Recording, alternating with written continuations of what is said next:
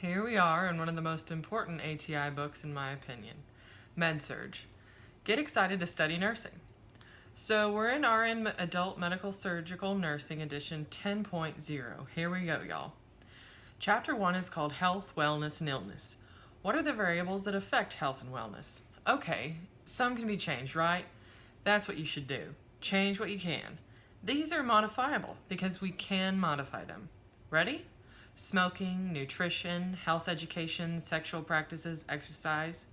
Okay, now what stuff can we not change no matter how hard we try? That's non-modifiable. I'm sure you can guess. Your sex, like are you man or woman? Well, this is something most don't change. Your age, no matter how much you would like to be forever 21, it's non-modifiable. Developmental level and genetics are permanent, man. Moving up to page 3, the environment. External stuff like social systems cause health to adapt and change. Internal environment includes what's going on inside you, like spiritual beliefs, perception, and experiences. What's the goal? To have an optimal state of wellness.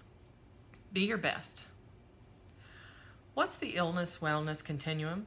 You have a line, right? You have best health, normal health, and severe illness. I think of it this way. Most of us are born really healthy. Then we get older and hopefully maintain normal health. Most of us, as we get older, become severely ill at one point or another. So we want to move toward optimum wellness. Turn the page on to page 4. Illness is an impairment. Break a leg type thing. Illness equals impairment. Alright, moving on to health promotion and disease prevention. The health wellness assessment involves a physical assessment, evaluating perception, checking out the risks to wellness, and looking for ways to take care of yourself or healthcare options. Also, think, what are those barriers to compliance? What are we talking? We are talking reasons why the patient doesn't do what is prescribed or recommended. What are those things that are prescribed or recommended? Belief, confidence, and available resources are examples. As nurses, we want to suggest resources, support systems, improve compliance, and educate.